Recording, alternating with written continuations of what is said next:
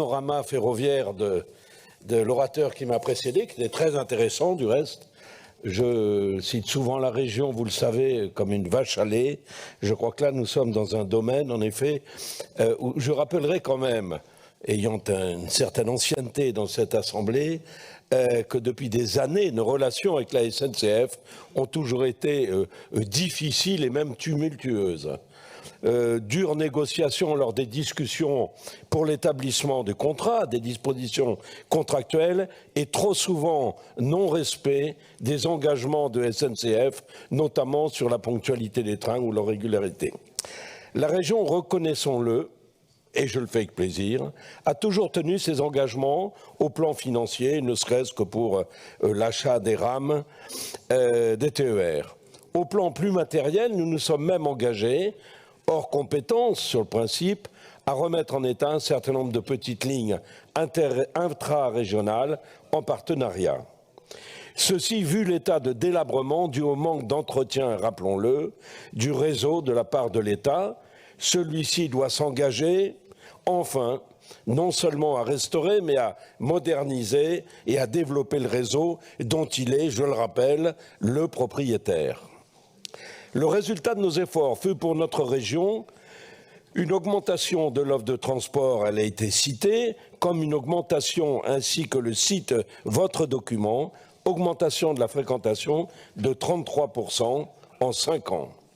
Ceci nous a apporté une hausse des recettes qui, malheureusement, ne compense pas le poids inacceptable, en effet, des péages ferroviaires. Péages en hausse permanente et exponentielle qui pèsent lourdement sur le coût d'exploitation du TER de près de 9% supplémentaires, vous le disiez, chaque année. Résultat, le coût des péages fut pour notre région 2022 65 millions. Je le rappelle, 2023, nous montons à 69.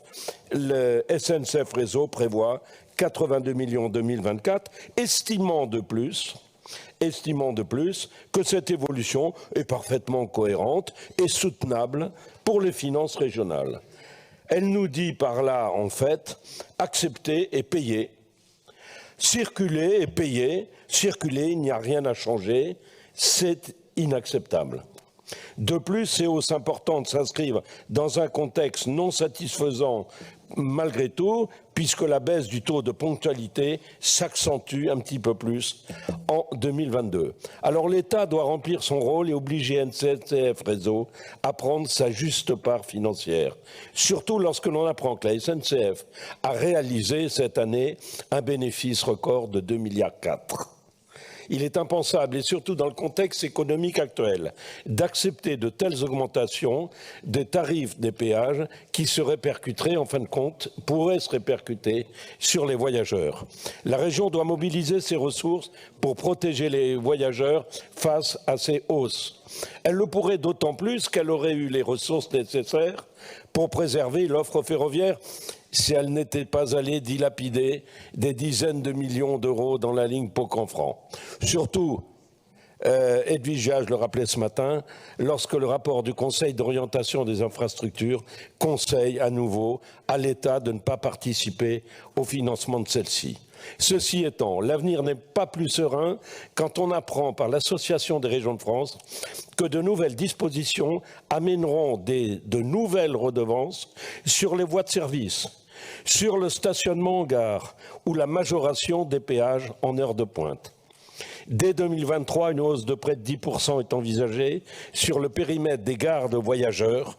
Ceci serait, précise le rapport, près de 200 millions supplémentaires qui seraient demandés à toutes les régions.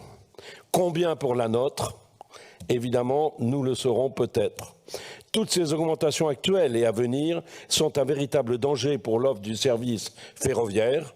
Nous devons tout faire pour la préserver, attachés que nous sommes pour les Néo-Aquitains au maintien d'un service public ferroviaire de qualité.